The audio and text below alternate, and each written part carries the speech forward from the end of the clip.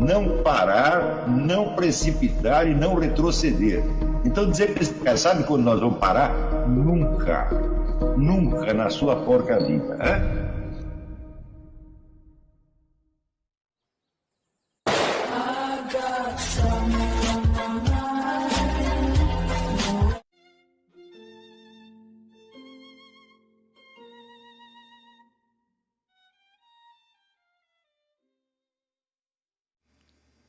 E aí pessoal, tranquilo?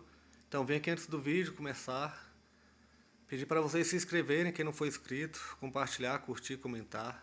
Quem puder seja membro do canal, que isso ajuda bastante. Tem também o link do Apoia-se. Quem puder ajudar nosso canal e apoiar financeiramente vai ser muito bem-vindo. Mas o mais importante é transmitir o conteúdo e os conhecimentos do professor Olavo de Carvalho para mais e mais brasileiros.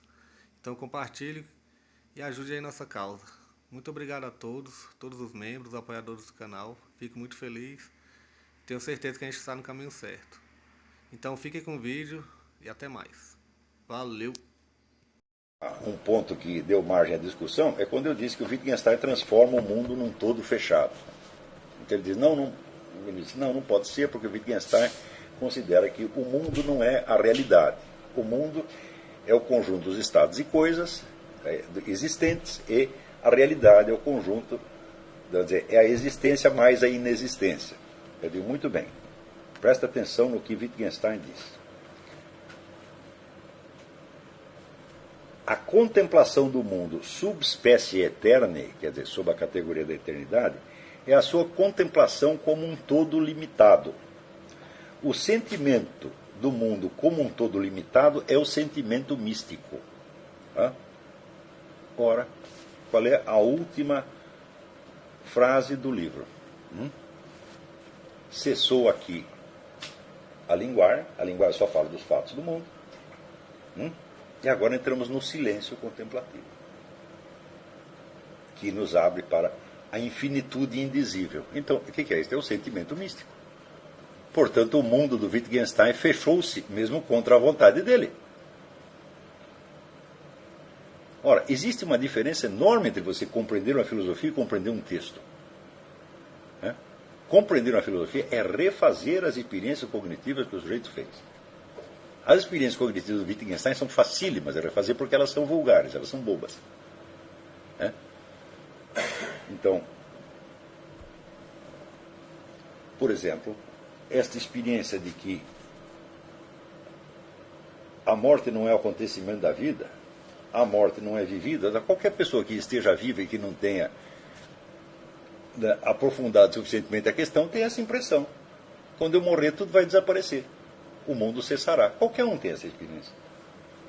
Nos momentos de consciência de mais baixo nível de consciência, você tem exatamente esta experiência.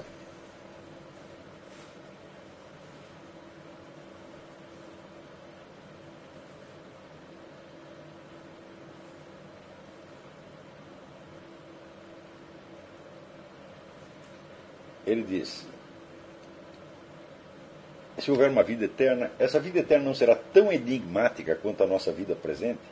A solução do enigma da vida no espaço e no tempo reside fora do espaço e do tempo. Eu digo que isto é inteiramente absurdo. Se você dissesse acima do espaço e do tempo, sim. Se os enigmas estão contidos no espaço e no tempo, como é que a solução deles pode estar colocada fora do espaço e do tempo? Que solução é aquela que não abrange em si a formulação do enigma? Aquilo que está... Ele se dissesse, a solução do enigma está acima do espaço e do tempo, portanto, abrange e transcende espaço e tempo, isso faz sentido. Mas fora do espaço e do tempo não quer dizer nada. E é daí mesmo que ele diz que Deus não se revela no mundo. Ora, se Deus não se revelasse no mundo, não haveria mundo algum. Então ele está supondo o mundo como uma entidade autoconstituída que existe independentemente de Deus. E Deus está para lá. Isso aqui é o gnosticismo da espécie mais vulgar e mais baixa. Então é por isso que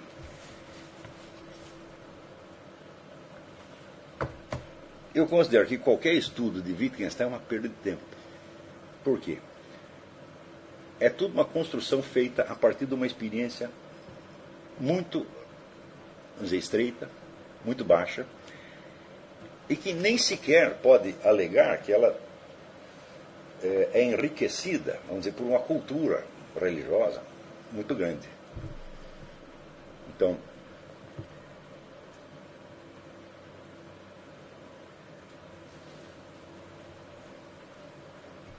por exemplo, Wittgenstein não havia lido nada a respeito dessas experiências de imortalidade. Ele simplesmente não sabe que isso existe e não procurou saber. Quando na época dele já havia muitas coisas. Por exemplo, tinha o livro do Monsenhor de Ségur, O Inferno, já estava publicado desde 1870. Mas ele não precisa disso. A experiência pessoal dele basta para ele fazer as mais ousadas generalizações e dizer a morte não é uma experiência vivida. Então, simplesmente não sabe o que é morte. Ele acha que a morte dele é a cessação de tudo, porque ele é o limite ele sujeito ao limite do universo. Agora, é claro que se você tentar, se em vez de você enfocar esta filosofia, vamos dizer, pelos seus resultados últimos, não estou falando de efeitos históricos, estou dizendo resultados lógicos últimos, a que ela conduz, querendo ou não, sabendo ou não, percebendo ou não, você decidir se ater ao texto, você vai entrar numa confusão miserável da qual você nunca vai sair. Porque essa filosofia foi feita para que você não saia dela. Veja, o que aconteceu no nosso fórum é característico disso. Quer dizer, você está expondo alguma coisa e você de passagem fala em Wittgenstein, imediatamente Wittgenstein se torna um assunto da discussão. E esquecemos tudo mais e entramos dentro, vamos dizer, deste mar de dúvidas e enigmas que é a filosofia de Wittgenstein, e continuamos falando disto o resto da vida. Ora,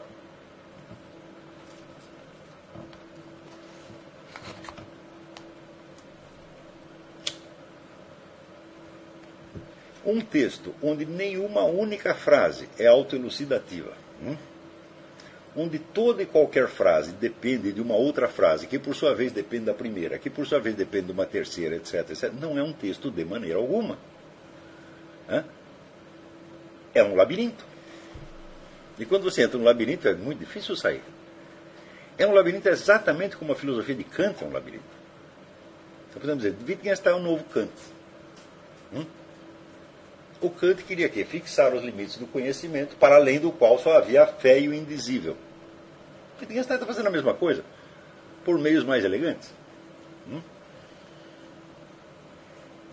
E mostrando que, se algum conhecimento é possível a respeito desses assuntos, deve ser um conhecimento mudo. Ora, ao mesmo tempo, ele diz que o conjunto de proposições que ele montou aqui é um contrassenso. E que após ter percorrido este trajeto, você joga tudo aquilo fora e lhe sobra então o quê? A contemplação muda do indizível. Eu digo, isto aqui é uma experiência mística de um garoto de 12 anos. Isto é muito vagabundo. Então, em primeiro lugar, quem disse que existe um limite fixável entre o expressável e o inexpressável? Este limite vem sendo continuamente transgredido desde que o ser humano começou a falar. Ou seja, aquilo que numa certa data era indizível se torna dizível no dia seguinte. Você vê que através da linguagem o ser humano conquista a percepção de coisas que para eles antes eram inatingíveis. E toda a história da literatura confirma isso. Na verdade, se existe algo onde nós podemos dizer que existe um progresso, é o progresso do expressável.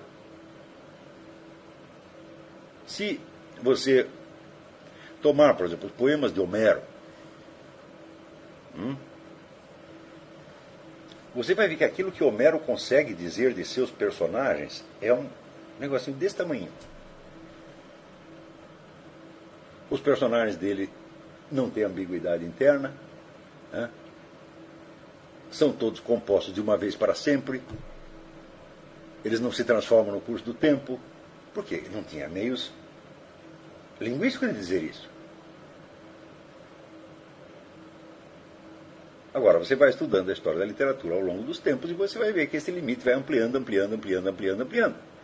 Então, por que dizer que onde não se pode falar, deve-se calar?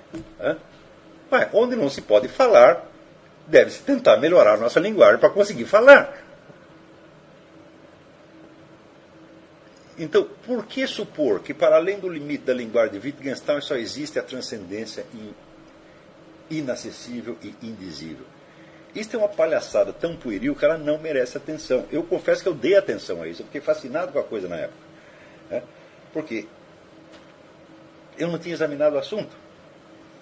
E, evidentemente, a mente de Wittgenstein era mais poderosa do que a minha na época. Hoje eu não creio que seja. Hoje eu realmente tenho certeza dó de Wittgenstein. Porque era simplesmente, vamos dizer, um homem doente, de uma presunção desmedida, que criava generalizações a partir de uma visão muito estreita da realidade, portanto agia de uma maneira que, vou dizer, estritamente ideológica, porque ideologia consiste nisso, e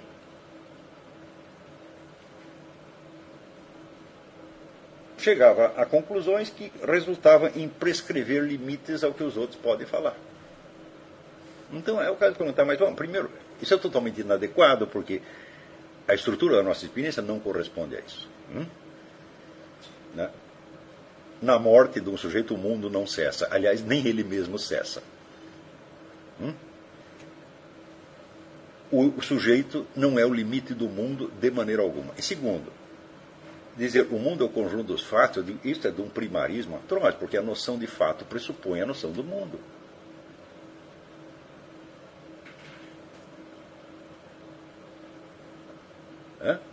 E ele diz claramente, o mundo é o conjunto dos fatos e não das coisas. Eu digo, um momento. Se você pega uma coleção enorme de coisas, por exemplo, aqui eu tenho uma sala, tenho uma coleção enorme de coisas. Como é que eu poderia reduzir esta sala aos fatos que estão sucedendo nela?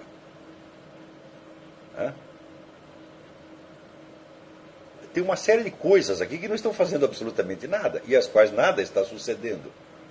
Tem um violão parado ali no canto, tem umas cadeiras, tem o chão, tem o tapete.